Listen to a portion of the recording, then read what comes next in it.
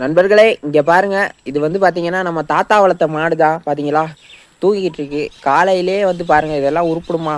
காலையிலே மேயாமல் இங்கேருந்து தூங்கிட்டு இருக்கு. நம்ம தாத்தா மேய்க்கிற வரை நல்லா தாங்க இருந்துச்சு. இப்போ பாருங்க, நம்ம பேச்செல்லாம் கேட்கறது இல்லை. பாட்டு காலையிலே வந்து படுத்து தூங்குது. இங்கே பாருங்க எவ்வளோ புல் இருக்கு.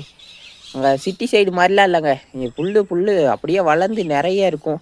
அப்பையும் பாருங்க, இது வந்து சாப்பிடாம அப்படியே தூங்கிட்டு இருக்கு. எங்கள் தாத்தா இல்லாமல் மேயாமல் அவரோட ஃபீலிங்கில் படுத்து அப்படியே ரெஸ்ட் எடுத்துக்கிட்டு இருக்குன்னு நினைக்கிறேங்க.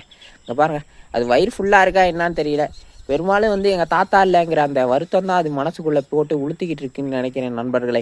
என்ன பண்ணுறது, நமக்காக இல்லாட்டியும் இந்த மாட்டுக்காகனாச்சும் தாத்தா ஒரு வாட்டி மேலே இருந்து ஒரு விசிட்டு கொடுக்க சொல்லணும் நண்பர்களே. வந்து அவர் இதுக பார்த்து இதுகிட்ட ஒரு அறிவுரை சொல்லிட்டு போனால் தான் இது வந்து இனி வந்து இப்படி காலையிலே படுத்து தூங்காமல் எந்திரிச்சு மேய போகும்னு நினைக்கிறேன் நண்பர்களே. சீக்கிரமாகவே ஒரு லெட்டரை போட்டு விடுவோம். நம்ம தாத்தா மேலேருந்து வருவார். அவன் தான் வந்து இதுக்கெல்லாம் புத்திமதி வரும் நண்பர்களே. சரி, நமக்கும் டைம் ஆச்சு. காலையிலேயே போயிட்டு வரேன் நண்பர்களே. பாய்.